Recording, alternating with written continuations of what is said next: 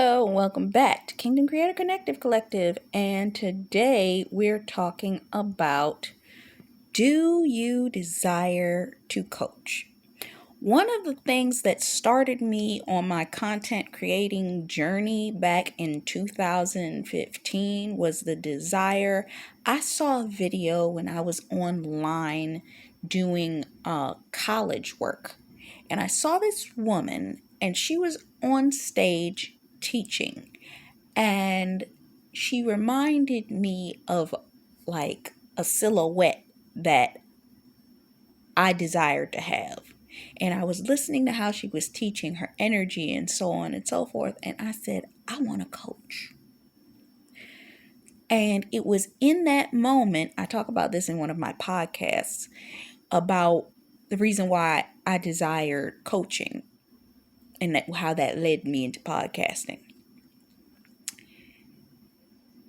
You can take a desire, a passion, and a desired goal. The reason I will always tell you to go in the direction of your passions is because when you hit those hard points in the phase of your process, the passion will pull you through with tenacity to keep going in a level of consistency when you hit lulls and you got to focus on the unfavorable parts. Because for a season, you're going to still have to do certain things that you don't like while you're trying to get yourself together until you can afford to have other people do that stuff for you.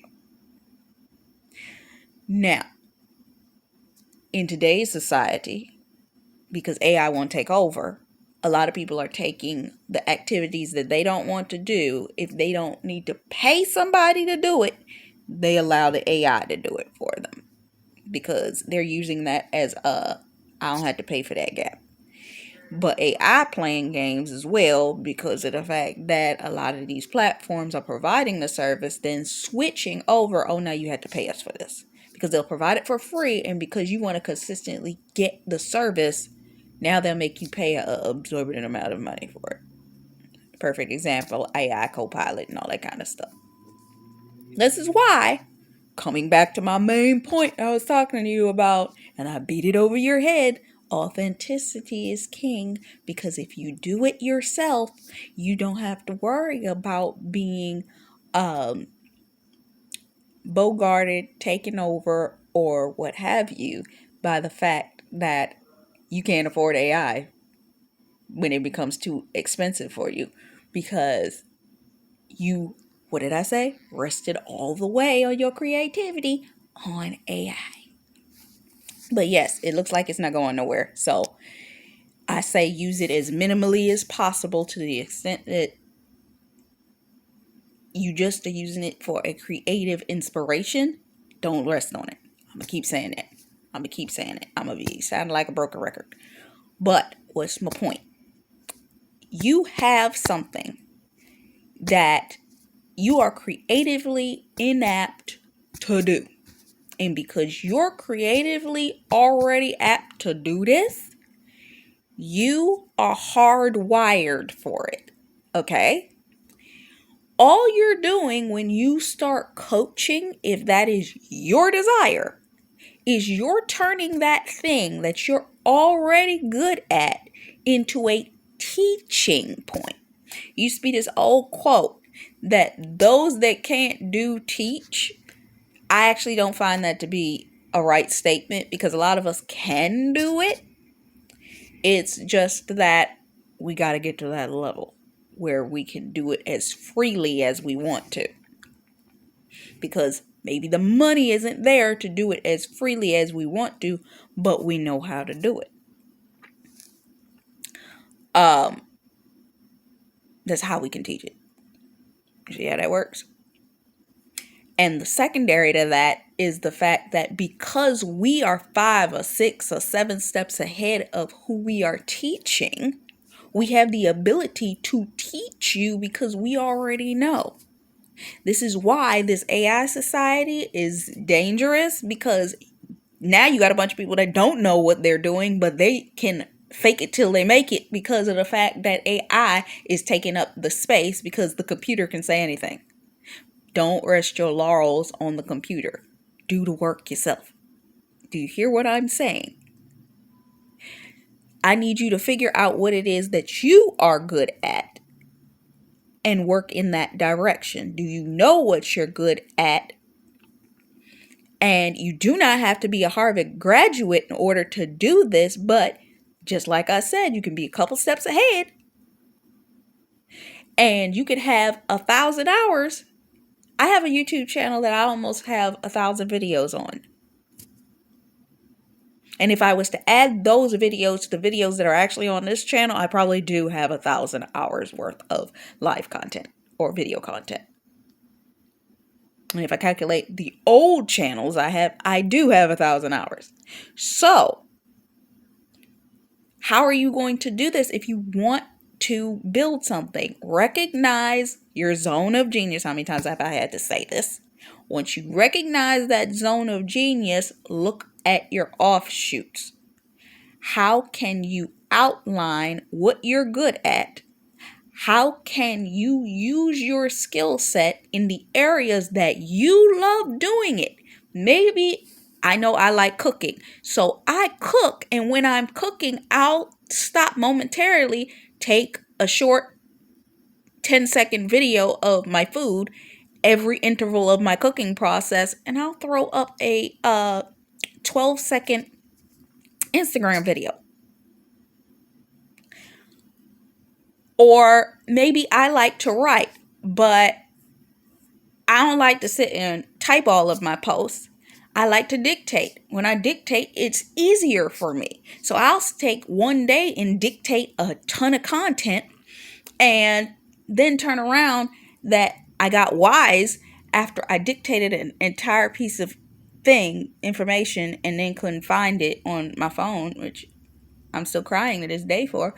I started recording audio of my dictations. So guess what that can become? A podcast. So understand what you're good at. Do you like to teach? Do you like speaking like this? If you like teaching, then maybe you should become a coach, because there are people that are interested in what it is that you like to do. And they don't know how to do it yet.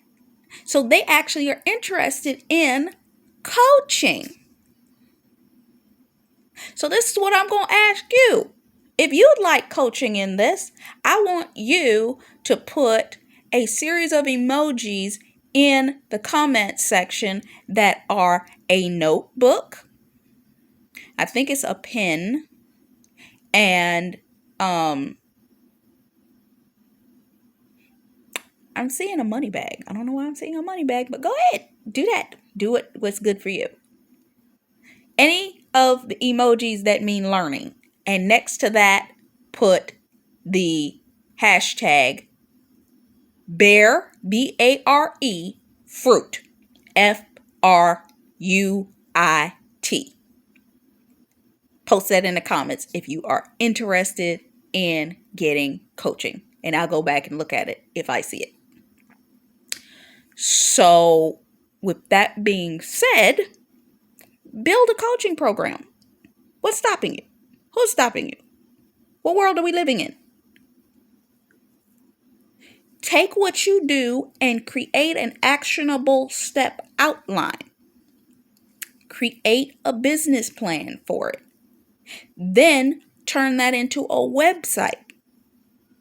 You can use Wix, Weebly, Squarespace. I'm not too fond of Squarespace. I've seen a lot of people are leaving Squarespace. I use it at your own discretion, okay? Then if you want to do email marketing, top two I will give you. I'm actually only going to give you one of these because the second one is, I don't really feel like that. I never used it. I ended up using the one that I'm about to tell you, which is a mailer list. And you can make your own websites on there. You can do cold calls for 15 to 20 minutes, 1 hour, or 90 minutes. A lot of people want to do 15 minutes and end up doing a 90-minute call anyway, because people want to talk to them, and because you're new at this, you kind of don't cut them off anyway at 15 minutes, because you want to give people the most of their time, and you want to give them what they need in that time frame. This is why I tell you, you can't be chasing money, because if you have an energy about you it's about chasing money, people are going to feel that and be like, I don't like this energy, or I don't like this feeling that I'm getting off of you. I feel like you're trying to spiritually strip me naked and spiritually harm me. So I'm going to leave you. And this happens to a lot of these gurus, because people come with this buttery language and then it sounds like, hi, how you doing? Can you give me some money? We ain't doing that in 2024. It's one of the reasons why I have been back and forth in the coaching, because I'm like, I don't want to ever make nobody feel uncomfortable about money. If you want to spend with me, you will spend with me. If you don't, I don't want to feel like I am manipulating you into it. Next, you want to be able to direct traffic. I was listening to a video the other day and it was mind-blowing, because the individual said, work backwards. A lot of people, when they want to gain traffic, they jump on and are like, I'm going to do this. Let me do this. I'm going to tell you what I want, and blah, blah, blah, blah. You need to gradually lead the direction toward what it is while creating the content. And then as you create the content, people will start to follow the content, follow your direction, where you are leading them to, and the traffic will come naturally. Don't chase traffic, chase the creativity. How many times have I had to say, don't chase money, chase creativity. People will come, community will form around you. Just don't sit up there and try to make it. Next, you want to create a community around you. Maybe you want to have. I have a Discord for bearing fruit, but I don't use it yet. You can also use Patreon. You can use YouTube members only groups, because there's members only here on YouTube. They've been doing that for a few years now. You can do a low cost to entry barrier and then allow people to have access to exclusive videos. But create that element, and maybe you teach more thoroughly. Maybe you do shorter videos on your channel, but you teach a full concept in your members only groups. You see how that works? Be consistent with your video content. Add questions and so on and so forth. And let me tell you about a tool that you can use. Video Ask. Now, I don't know how much it is right now, but I do know that you can use that in order to prompt people. But if you want to just do that from YouTube, create a poll.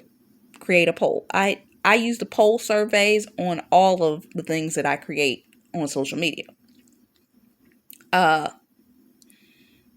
Get an order of your process, because once you have an order to your process, whenever you do pass it off to delegate it to other people, guess what? You already have a written process that can be followed by somebody else. But are you willing to do the work? I hope this is helpful. I'm going to come back in the next one and we're going to talk some more. All right? Bye.